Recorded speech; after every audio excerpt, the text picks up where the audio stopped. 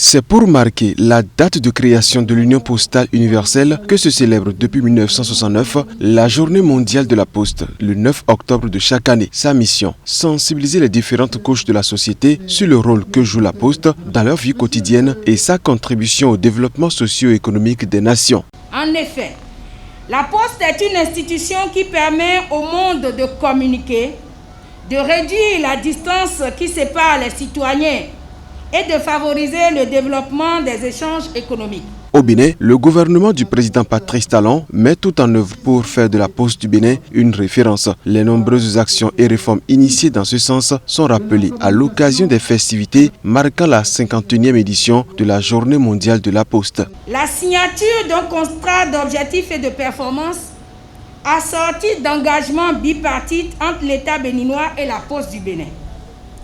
La création d'un ministère dédié au secteur postal, le ministère de la Communication et de la Poste. Récemment, la prise d'un décret important portant modification de l'objet social de la Poste du Bénin.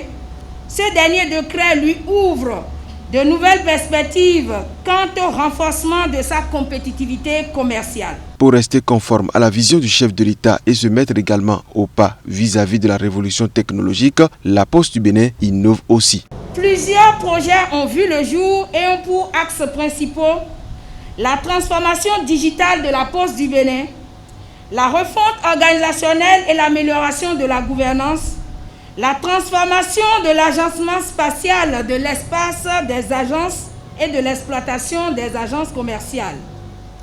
Le positionnement de la Poste du Bénin comme le relais de l'administration, pour ne citer que ceux-là. La mise en place du Customer Declaration System, CDS, qui permet de faciliter les échanges de données avec l'administration douanière au plan national et international. La mise en place d'un système de tracking des envois postaux par les clients, IPS Web. Et ça ne fait que commencer, à en croire Alain Orunla, ministre de la Communication et de la Poste, qui promet tout mettre en œuvre pour concrétiser la vision de Patrice Talon dans ce domaine. La Poste était moribonde. Elle vient ou elle revient de très loin, mais elle n'est pas morte et elle ne mourra pas. C'est parce qu'elle ne mourra pas et qu'elle survivra et qu'elle se mettra au-dessus du service universel et des entreprises que le président de la République, qui est un manager, a décidé de créer un ministère de la Poste, donc dédié à ce patient en la résurrection duquel il croit. Nous devons nous inspirer de l'audace du président de la République, pour qui rien n'est impossible, rien n'est insurmontable.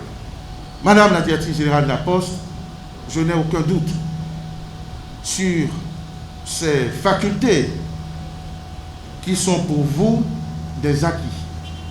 Je vous ai observé à la tâche, j'ai essayé de vous accompagner et je pense que nous sommes sur le bon chemin. Malgré la crise du coronavirus, la Poste n'a pas failli à sa mission. Bien au contraire, elle a su se réinventer pour se mettre davantage au service de la communauté. Tout l'hommage du directeur général de l'Union postale universelle. Le courrier a continué de circuler malgré les fermetures d'aéroports et de frontières et malgré les contagions, notamment dans les centres de tri. Cette période nouvelle a été marquée par l'innovation et la créativité qui ont permis d'inventer de nouvelles méthodes pour la prestation de services financiers et à caractère social. Grâce à la Poste, les personnes âgées, isolées et vivant avec le handicap ont reçu l'assistance dont elles avaient besoin. L'Union postale universelle a également intensifié ses efforts en apportant à ses pays membres les analyses, les partenariats et les innovations qui leur étaient nécessaires. Lors de ces manifestations officielles, les lauréats du concours Tombola CNE 2019 et ceux du concours international de composition épistolaire ont reçu leur lot. Une façon pour la Poste du Bénin de se rapprocher davantage des populations.